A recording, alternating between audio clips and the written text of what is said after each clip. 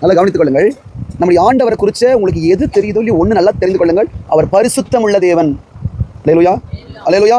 உன் பரிசுத்தத்தை கெடுக்கிற மாதிரி, கலைக்கிற மாதிரி யாராவது வந்தா நீ என்ன பண்ணணும்? என்ன பண்ணலாம்? என்ன பண்ணுவீங்கன்னு கேட்க, விலகி போயிடுவீங்க, அப்படிதானே? இல்லை ரொம்ப வேண்டப்பட்டவங்களா இருந்தா, ரொம்ப பிடிச்சவங்களா இருந்தா என்ன செய்யறது? கொஞ்சம் யோசிக்கணும் இல்லை?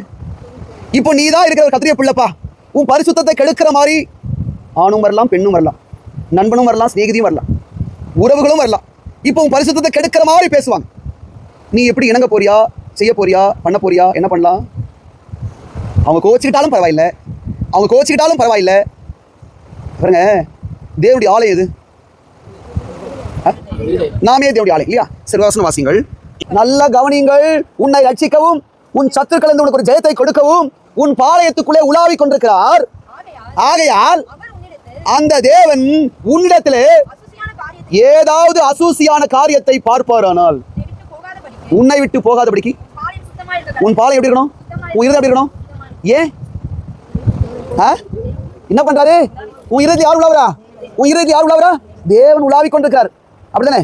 வேற யாரும் உலாவறாங்களா? இல்ல இல்ல இல்ல, அப்படியே இல்ல இல்ல. யார் உலாவரா? தேவன் உலாவுற இடங்க. அவர் எப்படி தெரியுமா? பாருங்க, 7 பொன் குத்துவிளக்கு மத்தியிலே உலாவுகிற தேவனா. இப்ப நல்லா கேட்டுக்கோ, அப்படியே ஒரு கற்பனை எடுத்துக்கலாம்.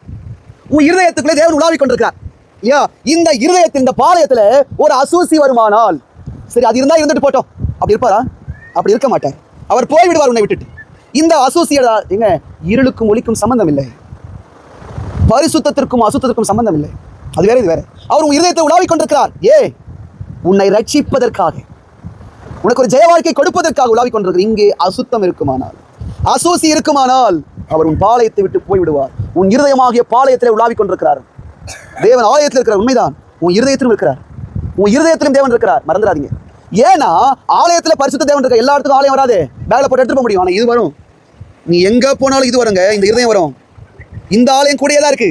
இந்த ஆள் நடந்தாலும் கூட வரும், நீ டிராவல் பண்ணாலும் கூட வரும், நீ ஃப்ரெண்ட்ஸை பார்த்தாலும் கூட வரும், உன் கூடயே இருக்கும். நீ தப்பிக்கவே முடியாது, நீ எங்கேயும் ஓடவே முடியாது, ஒளியவே முடியாது. அவர் உலாவிக் கொண்டிருக்கிற உன் இருதயத்தில்.